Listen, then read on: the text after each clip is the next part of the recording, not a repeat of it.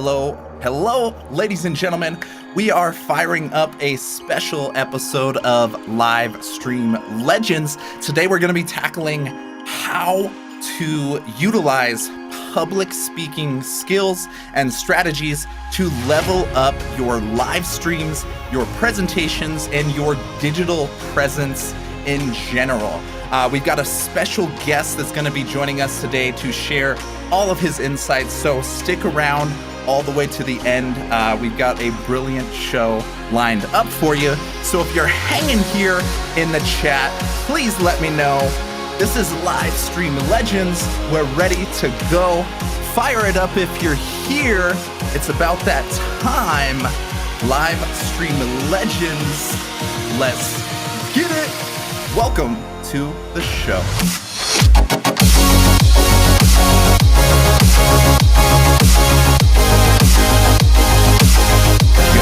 Yo, drop a quick little comment if you're hanging with us. Let us know who is in the mix today. We're going to be firing up a super special episode. If you're watching this on the replay, jump ahead just a couple quick minutes. The show will be starting, but for now, would love to see who's in the mix here with us. Appreciate all of your support, and we'll be firing up with our special guest in a quick moment here. Good to see you, Margot, rocking and rolling with us. Always a pleasure. Jackie Curley in the building. Welcome to the show. Ladies and gentlemen, drop a quick little comment, a like, or anything if you're hanging with us. We can't see until you say something. Let's get it. There he is, Robert Berry in the building. Jackie Curley is excited. She's cutting ahead. Already sees that we got Brenden incoming. We are about to pull him on in a little bit. Thank you guys for jumping in here. Francisco, welcome to your first show. We hope it's a good one. Appreciate having you. Senora Payasada, you are actually live. You are not here in the replay. you are in here with us, brother. Mary Davis, Luke in the building. Okay, all right, ladies and gentlemen, we got this rocking and rolling, and I have a brilliant guest lined up for you guys to tap into all of the best practices and strategies and tips and advice on public speaking. Something myself I have been struggling with in this streaming journey and adventure. But as you guys are aware, what I've been doing with this show is just basically sharing lessons, problems, and strategies that I'm going through myself, finding awesome people that are better at those things, and then sharing their advice with you guys. So let's bring in our special guest of the day. He is the founder of MasterTalk, an organization designed for exactly this, to level up your public speaking. And in this context, it's going to be digital version of public speaking, but all of this will apply to anything you need to upgrade in your life and business. So, ladies and gentlemen, please fire up the chat for our local live stream legend, Brenden Kumarasamy. What's up, Travis? Great to be here, man. That was an amazing introduction. Hey, that's what we're here for. Coming in hot right out the gates. Thank you so much for sharing your expertise, your time, and everything else with us. I know we've connected over and over in LinkedIn journeys and other areas of the digital realm. And what you've been doing with MasterTalk has really caught my attention, and I'd love to honestly just straight up forward your lessons out here to the world. So just to give people a little bit of context of sort of where you're coming from on what we're going to be chatting about today, what is MasterTalk, and what pushed you this direction to pursue helping others level up their communication and public speaking? Absolutely, brother. So for me, how public speaking and MasterTalk got started was when I was in university. I used to do these things called case competitions. Think of it like professional sports, but for nerds. So while other guys my age were playing rugby or football or other sports that I wasn't really good at or a fan of, I instead did presentations competitively, and that was my sport. So I learned how to speak, but also how to coach other people on how to speak through the experiences I had in university. And then after I graduated from university, I had the idea for Master Talk because I realized that a lot of the information out there that's free on public speaking isn't very practical. You hear advice like, "Oh, Travis, you should like be yourself and follow your dreams." Doesn't really help you from a communication perspective. Yes. So I started making videos in my basement. One thing led to another, and now I do this full time, and I have an executive coaching practice as well.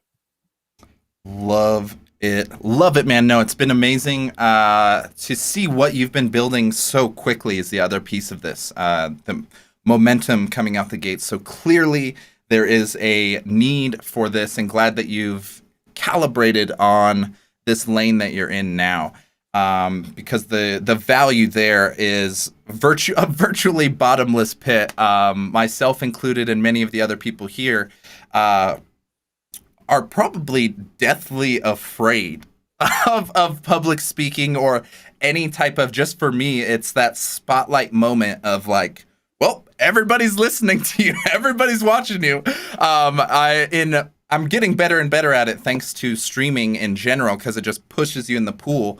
But it has been a journey, and I know this is a genuine, consistent, recurring problem. I think I've heard the statistic that the only thing people fear more than death is public speaking. Is there what's been your experience with that so far, and understanding the culture of people approaching or wanting to become more confident, but there's just this psychological monster there that we have to tackle? How do we recognize and defeat that monster? That's definitely one way of putting it, Travis. You know, the way I think about it is, let me start with the place of empathy. I've been there. You know, growing up in a city like Montreal, French is a required language there. So not only was I afraid of presentations growing up as a kid, I had to present in a language I didn't even know because I didn't know French and I went to French school. So trust me, I have experienced firsthand what it's like to be afraid of public speaking in a way that maybe some people in this audience might not even be accustomed to. And what I've learned, Travis, is by thinking about communication, it's normal that we're all scared of it. And let me explain why. Think about every presentation you've given in your life. Every presentation is mandatory. You don't wake up one morning and say, "Hey, Travis, you want to get breakfast and present all day?" Says nobody. Says nobody ever, right? You're in college, you're in university, you're given presentations because you need to, not because you want to. And then when you get to work, same thing. And those presentations are always changing. So the second you finish one, you dump it, you move on to the next one. And then the third thing is, well, you didn't get much resources to figure this out. You didn't have a dedicated speech coach who just looked at you and said, "You know, Travis, let's really work on what you want to do." So we see public speaking like a chore. It's like doing the dishes. And who wants to get better at that? So no wonder we're all scared of communication. It makes perfect sense.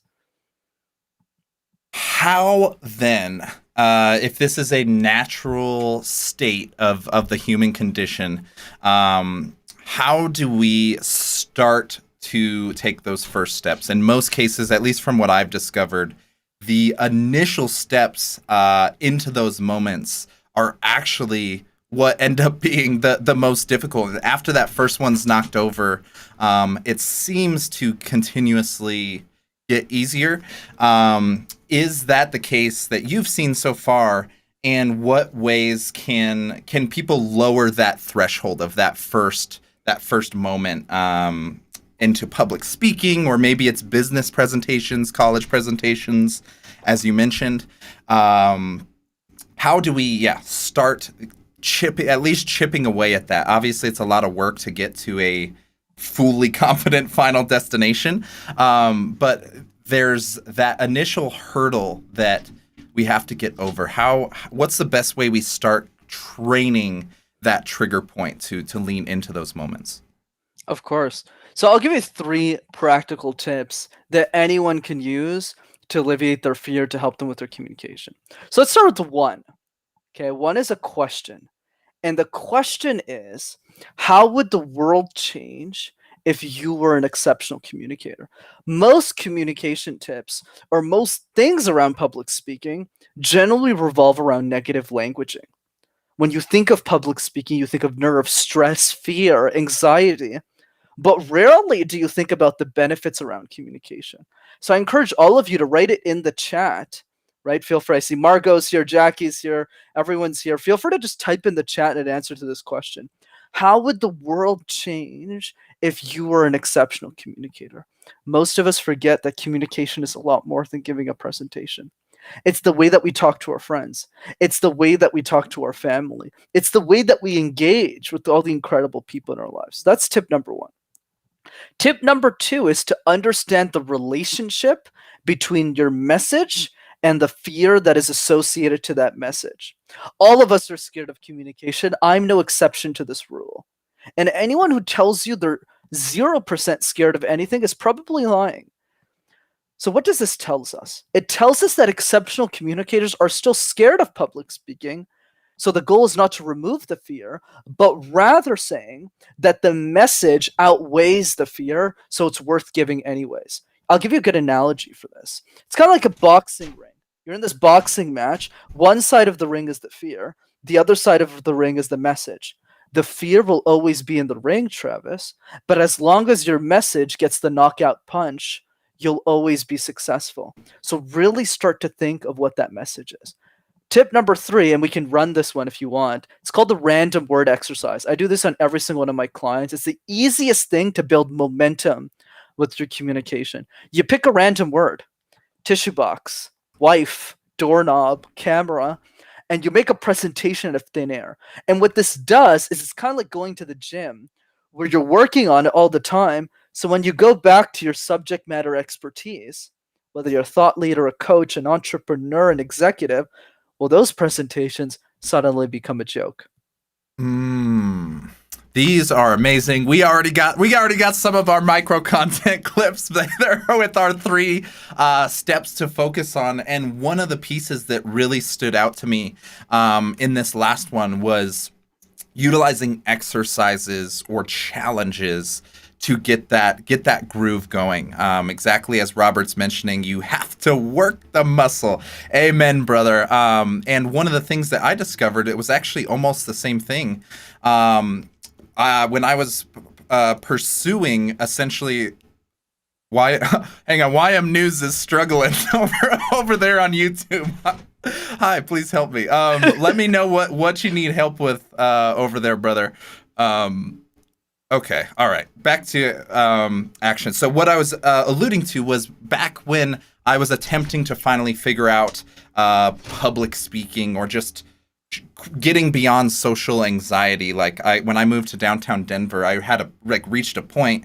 I was living alone, wasn't working anymore in an office, and I had no way to make friends or approach people or do anything social. So I ended up joining and learning improv. And that moment of discovering improv comedy was just a push in the pool to get those muscles that we're talking about, brain muscles, going and getting those reps in. And one of the exercises was exactly that. You had to do a presentation or a Shark Tank style pitch for a product somebody else made up. And you had no preparation. You just had to jump straight into it, get it rolling. And it was one of my favorite things because out of nowhere, people would build this amazing presentation and all these points for something that didn't even exist when they started.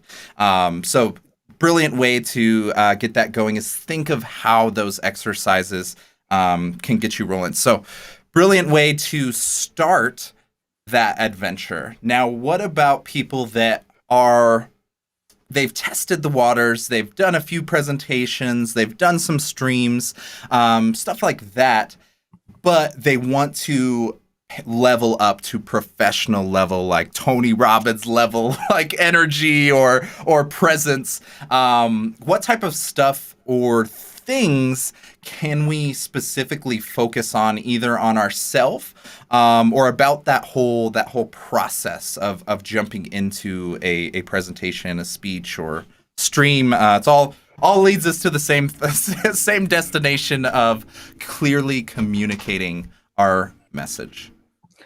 Right. So that's a fascinating question. It's a bit more advanced, right? So if you're already doing well, how do you get to that next level? So there's a couple of things that we can touch on.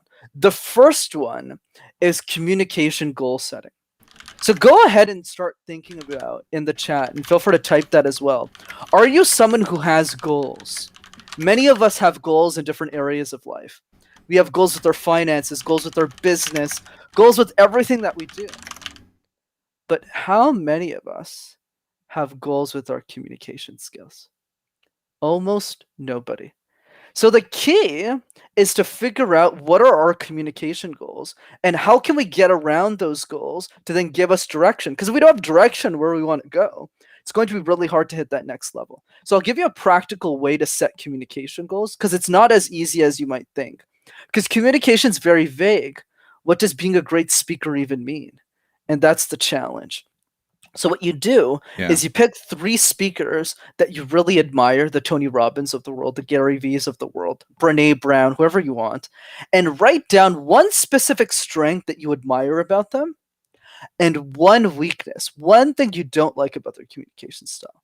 And the reason the weakness is so important is it humanizes the speaker. Because the problem with picking somebody like Tony, like Robbins, is you look at him and you go, I just chose him for a goal and I don't think I can get to that level. So it's very intimidating. Whereas when you start to point out flaws in their game, you start to realize, oh, there's some chinks in the armor. It makes them more human and it allows us to get to that next level. And then the next part of the goal setting is after you have that sheet done. So I'll repeat that again. 3 speakers, 1 strength each, 1 weakness each. Then the next step is to say, am I going to invest 1 hour of my time next week to watch one of their keynotes instead of watching Netflix? Are we going to put that on the calendar? And the more we start to condition our minds to focus on who they are as speakers and their technique, rather than just putting them up on a pedestal, that's the fastest way to accelerate. Yes, I am loving this. I see everybody that's hopping in here with us. Nick, Francisco still hanging. Thank you, brother. Jackie and Kelsey, Wayne as well. We're all enjoying this. And I'm now curious of your journey, because somehow you have. I'm gonna out you here. This kid is young. This kid is. I think you're not old enough to drink yet in our hood. I'm definitely old enough to drink. 25. Oh, fine. Fair enough. Well, babyface Brenden here is killing the game over in his world. And I'm curious how people that are at these thinking about it stages. So often we're in our head of, I love to do this. I want to do this. What challenges did you face between the old version of Brenden and who you've become now as a master communicator, and then now even amplifying that outward? What challenges did you face in that journey? Oh, there's a bunch. But I'll give you the biggest one. The biggest one was definitely imposter syndrome, something that we always have, which is the fear of not being in one place. Oh, am I really the person who's supposed to share this idea, this message with people? And imposter syndrome cripples all of us, and I'm no exception to this rule. But the better exercise for people is, how did I overcome it? I overcame it by understanding what an expert actually means. Most of us, Travis, when we think of who an expert is, because I know people double my age who want to do what I'm doing and don't even try and get clients, don't even try and coach people. So what's the difference?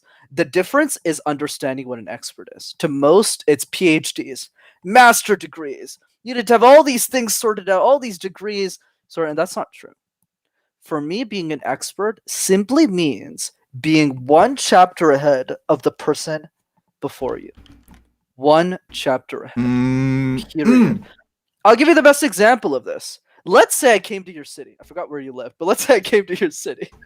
And I said, hey, what should I do in this city? Can you remind me really quick? Colorado Springs. Yes, I can picture up in those mountains. Yeah. So Colorado, right? So if I ask you for directions, you're going to say, well, Brenden, you should go to this park. You should go eat at this restaurant. You should go all these things. But you're not the expert of your city. Your dad didn't invent the city. You didn't create Colorado. Yet you seem very qualified to talk about it despite your lack of tourism experience. So same thing, when you come to my city, let's say you came to Montreal, and you ask me for stuff to do, I would do the same thing. Hey, Travis, you got to go to this park. You got to do these. I don't know why I'm so obsessed with parks. You got to go to these restaurants. But I'm no expert. My dad didn't invent this city. He barely got here with with all of his everything together. So what am I trying to explain here? I'm trying to explain the following. In some areas of our life, we tend to share expertise, and in others, we tend not to. Especially the ones that we make the most money from, especially the ones where we drive our living from, and where we feel that we've studied a lot more than most people. So my advice is start with the people you're comfortable with. When I was 22 and I opened my phone for the first time and started MasterTalk, the YouTube channel, I wasn't making those videos for my clients. I was making the videos for the 15-year-old girl who couldn't afford me. That's who I was focused on. Yeah, sure, it's 22. Yeah, maybe I'm not ready to coach executives, but I'm definitely ready to coach her. And then over time, it just grew. 20, 25 years old, 30. And now my average client age is in their late 40s. But it didn't start that way. Start with the person you're comfortable serving. There's a great quote on this, is if you help one person, the world will give you permission to help everyone else. Another one. Another little mic drop moment here. This is amazing. No, exactly what we were hoping to tap into here. So what I was hearing from Brenden, which is something we've actually seen multiple times in this show, is understanding who you're trying to reach with deep clarity, deep empathy. And that's the same thing I do in the production side of what does a viewer need to get from this experience. And when it comes to communication and our words, that's the exact same thing I'm hearing from Brenden, is having that specific laser-focused individual that you can create that conversation with. You don't have to speak to a mass audience. That's something some of our prior guests have gone into, is talking to an individual rather than a massive "Hey, what's up, guys?" like the good old cliche, because you can just connect like when you're speaking to that individual. And then when you have that extra layer of clarity that you're mentioning, of who that is, suddenly the words become much easier to get converted from what you're needing to say to what actually needs to be received on their end. Because the same words might not always hit the same way if you're not clear about your audience or the experience. So brilliant to hear more of that. So what I would love to tap into here while we're slowly/quickly running out of time, I would love to hear how this converts into the digital realm, or if anything needs to be changed. A lot of this is always about, we make the assumption public speaking is out on a conference stage with a keynote speech and all this. But in reality, we have so many of these other environments that you alluded to, work presentations, in our context, streaming. What other things can we be aware of beyond our words specifically, that we can recognize and optimize over time? Absolutely, Travis. So a couple of ways in how we can think about this. Number one is keep your eyes on the prize. And in this case, it's the lens of your laptop or your computer that you're speaking through. Online presentations are a bit more unique, Travis, where you want to keep your eyes at all time on the lens, even if you're not looking at the other person directly. Whereas in person, what you would do is you would look at that person directly in the eyes and every single person in the room. Whereas in online, you want to keep the eyes there. So how do you do this? I recommend putting a little post-it note here that just says "look here or else." That's a fun one. Another one that I like is you can put a picture of something that you love or someone that you love. So a piece of cheese if you really like cheese, or pizza, or your significant other if you have children, put it next to your camera lens so it always forces you to look at the lens. That's tip number 1. Tip number 2 is bring your virtual audiences to life. There's so many content creators that I meet who have never met their audience in person. I say something like this: okay, you want to grow your audience? How many people are watching your live stream, your YouTube channel, your podcast? They might say something like 70 people. And they go, okay, out of those 70 people, how many of you either met in person or, I love it, Kelsey, or that you've met or through a Zoom call? And they go, like 3? 3? Well, if you want to get to know your audience, you need to get on Zoom calls. You need to get to know them, who they are, what their beliefs are, what their fears are, what do they dream about, what do they care about. And the more you know that, the easier it is to speak in an online setting. So now this is a much easier for me to bring a lot of energy, even if I'm technically alone and there's nobody around me currently. Because since I've already had an offline conversation with you, I can already feel the energy because I already know you. So what I encourage other people to do is take your online relationships, your online audience, and make them offline. That means getting on a phone call with them before the talk and knowing 100% certainty they're going to be in the room, and all you got to do is speak to them directly. Boom. Boom. We got the golden nuggets here. The golden nuggets of cheese. Follow-up question. What favorite cheese do you have next to your webcam picture or your webcam lens? I actually don't have a picture. I don't apply this technique myself because I've done a good job at looking at the lens. Oh, this look is just at this guy. Look at this guy. I have to tell you the truth. I don't want to just lie and say, "Oh yeah, I got a picture of a goat next to my camera lens." Goat like, cheese. Yeah.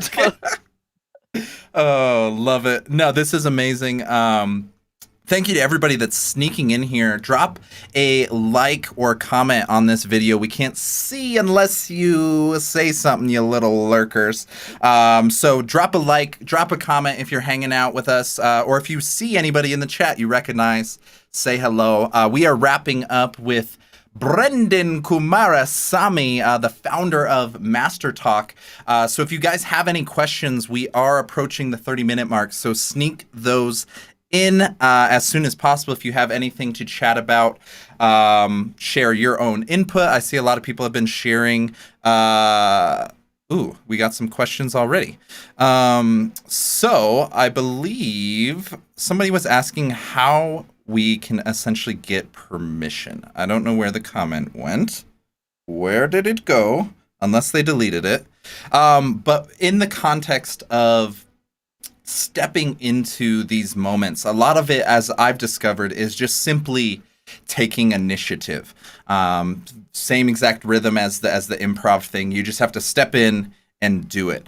How can we psychologically adjust to giving ourselves permission for those moments? Because I feel like a lot of people just either, they might feel like, well, no, I guess, I want to say something, but it might not be that important. Or what if everybody just thinks it's a dumb idea and then they just abandon it?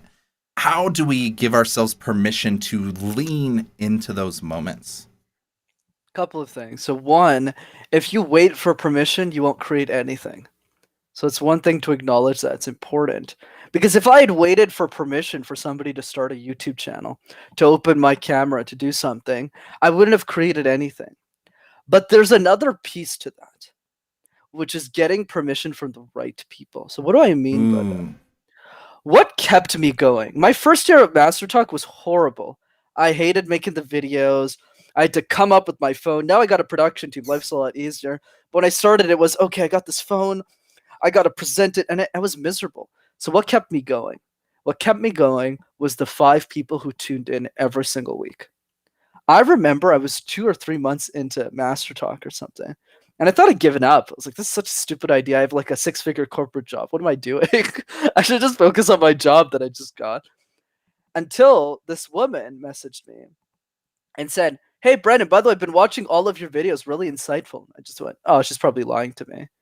She said, and then like, honestly, I wasn't very confident in my and then she said, oh, and these are the insights I got from the video. And I went, oh, she actually did watch it. And it's for those people that you're making the content for. So my words of advice to close this off is I encourage each and every one of you to have dinner with the person you want to serve. And I actually mean dinner. I'm big on interpersonal, very people person-esque. I completely think that is the right direction. Talk to the people that you want to serve, get to know them, and only show them your content. And slowly, 2 will become 4, 4 will become 8, 16, 32, 64, and you'll be on your way.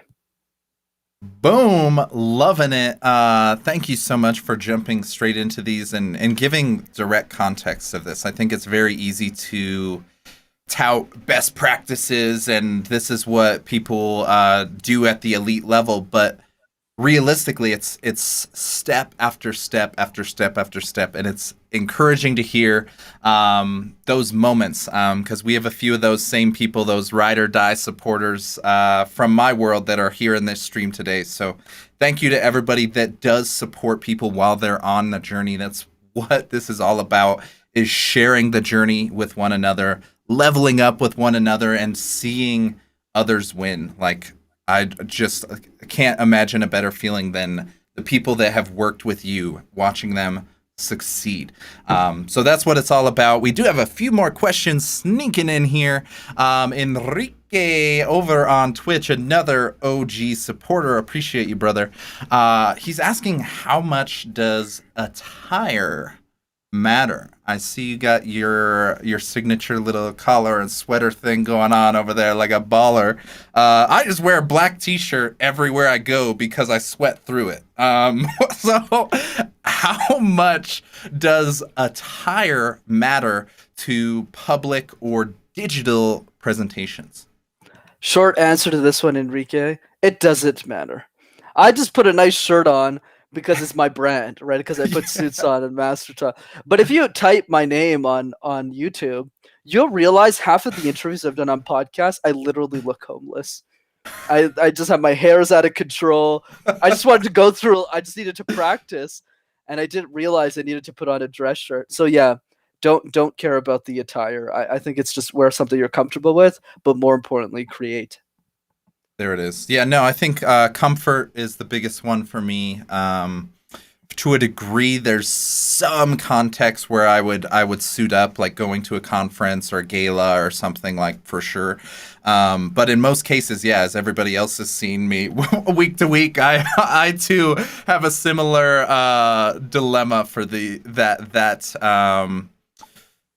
I mean, I guess it's a super simple equation. Wear what you're comfortable with, most comfortable, and in turn, that hopefully turns into confidence. So another one sneaking in here from Wayne Gabriel, super supporter across several shows. When you prepare your speeches, how do we perform the research stage or the prep or that whole...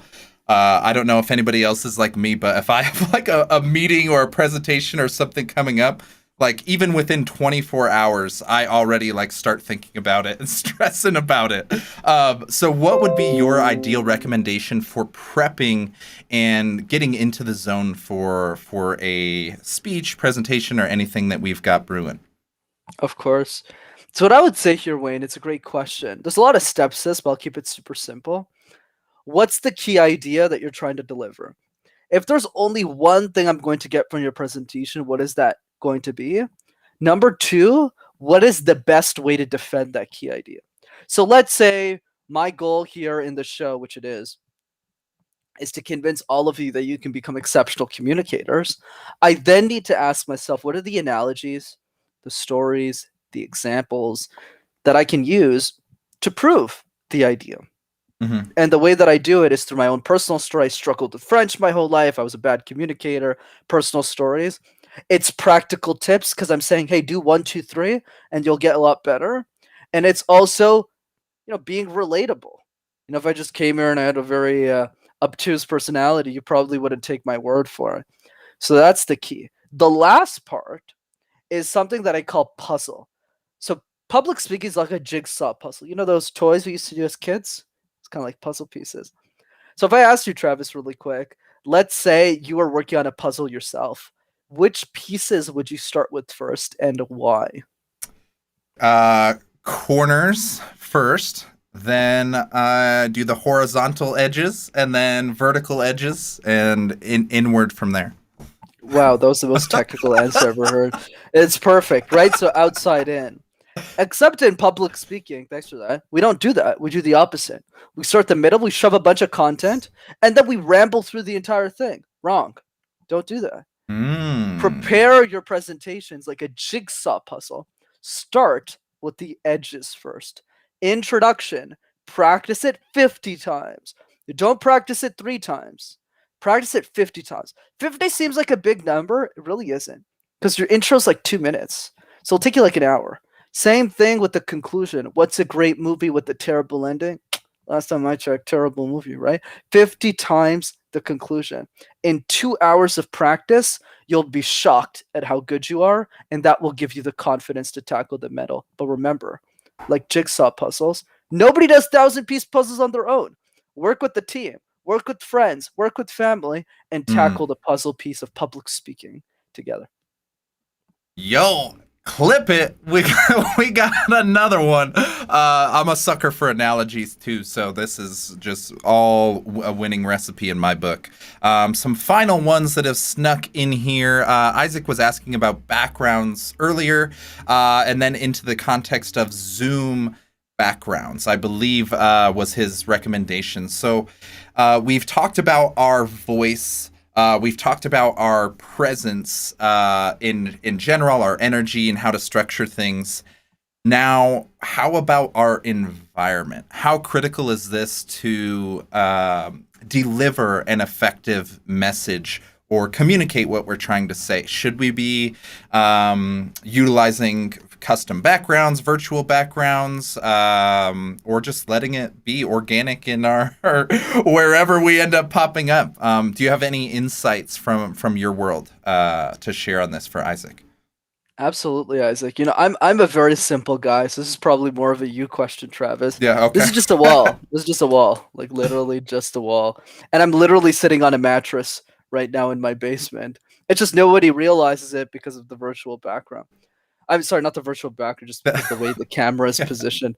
So what's the advice? The advice is don't overthink it. Exactly. I think backgrounds are a distraction for a much bigger thing. Is where do we focus our time? And we should focus our time on mastering our presentation. And then when you become really good at communication, then yeah, sure, add in some backgrounds, add in some flair, whatever helps you. Love it. Yeah, no, I would emphasize the comfortability that we were alluding to earlier, Isaac. Whatever you're most comfortable in is probably going to be the best anchor point. And then for me, I just consider technology and studios and all of the stuff that's not literally you that's coming to a stream or a presentation. I think of it in the context of world building. How can we utilize this technology, the tools, the music, the background to build a world that resonates with the message you're trying to convey? And in this context, I think in most cases you won't have to worry about a normal presentation, but I think there's a lot of room to use it as a creative tool, as a creative, just a single thing in your palette. It doesn't have to be a make or break, like, oh, I can't go on stream today because my background's not set up. No, it's not that at that level of detail. But when you are putting together a production or a presentation, all of those little details add up to the sum experience. So that would be my suggestion, is think of it as kind of a bonus round where once you've got the core message, the core fundamentals, everything covered, then maybe spice up the background and see how you can make that relevant to your message. So that would be, my recommendation there, Isaac. Appreciate you jumping in there on that one. So welcome to the 30-minute show that has never lasted 30 minutes. We are well over time, as always. I am going to let our lovely guest, Brenden, sneak out of here. Do you have any final words that you can share with the listeners that are hanging out here today? What can they do to become master talkers? For sure, man. I'd love to end with a book recommendation, some life advice. My book recommendation is a book called Thirst by Scott Harrison. I think Scott's a master at storytelling, public speaking. And the book is heavily underrated. I think the guy's super intelligent. The way he story builds is something that I'm learning from constantly. And I model a lot of my public speaking after his teaching. So I highly recommend the book. Life advice. It's not necessarily related to communication, but I think if you follow this principle, you'll be an exceptional one. The principle is be insane or be the same. If you want to be like everyone else, that's totally fine. But if you want to make a difference in the world, you want to share an idea that's unique, you want to do something important, the only way forward is the path of insanity. Even if I built a successful practice and all that stuff, I still live in my mom's basement. And I love Justin Bieber. I love dancing. I do a bunch of weird stuff. And that's what makes us unique. Embrace that uniqueness, and you'll not only be an exceptional communicator, but I'm pretty sure you'll be exceptional everywhere. Boom. I love it. Thank you so much, ladies and gentlemen. Brenden Kumarasamy. Thank you, sir. All right, ladies and gentlemen, this was an amazing episode. Let me know what you thought of Brenden. This was a selfishly needed episode for me because I've been continuously trying to level up my own, not saying 100 times per stream and per speech. So I'm really trying to be as mindful as possible about my own communication, my own presentations.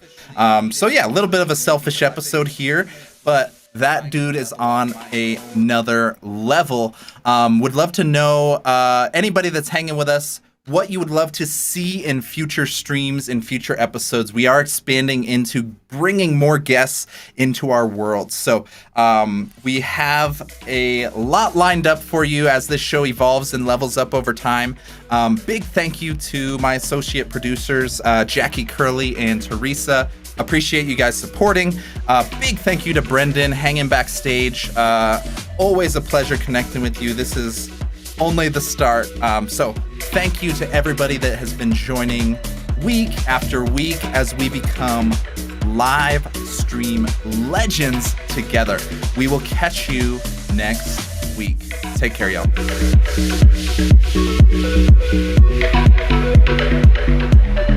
See you next week.